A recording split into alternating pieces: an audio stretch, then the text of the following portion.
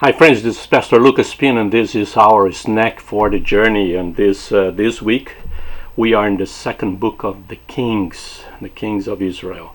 We say Israel, but it's Israel and Judah. You already know that, and I keep saying that, but it's sometimes confusing. But a lot of stories here, and I'd like to share one with you that is it's very, very important.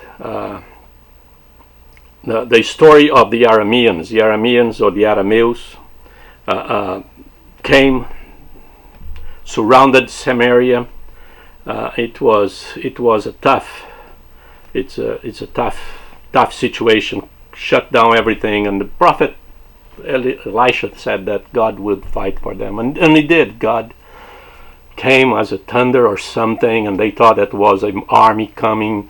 And the Syrians, they just fled and left everything behind because they thought it was a powerful army that was coming, and it was the army of God. So they left, and there was four lepers there, and they were not allowed to go inside the city. That is the sad part, because the Syrians came, set up a siege in the city, and the people shut down, and the lepers said, no, lepers not allowed here, so you have to stay outside, and lepers stay right between them. It was a very sad situation.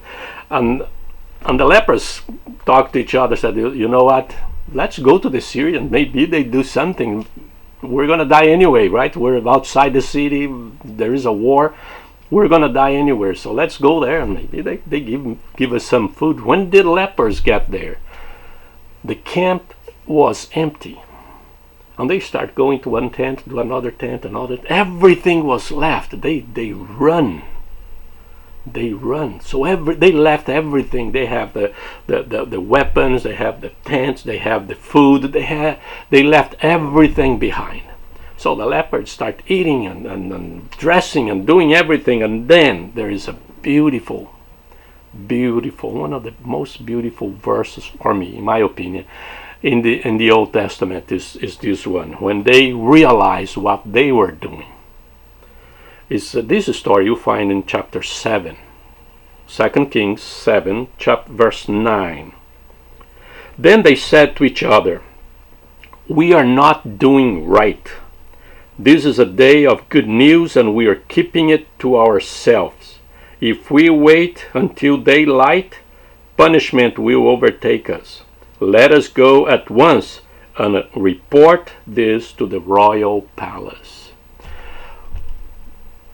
You need to understand that the people inside the city, they were starving to death. It was a bad situation. In the past, the kingdoms, they just do the siege, nobody in, nobody out, and wait the people inside to run out of food, water, and die, or make an agreement or surrender.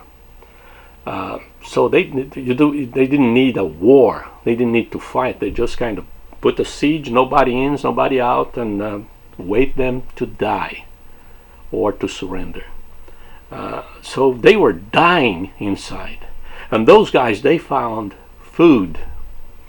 And they start eating and putting clothes on and try all those things and play with the weapons, whatever they were doing, until they realized that, look, we're not doing right.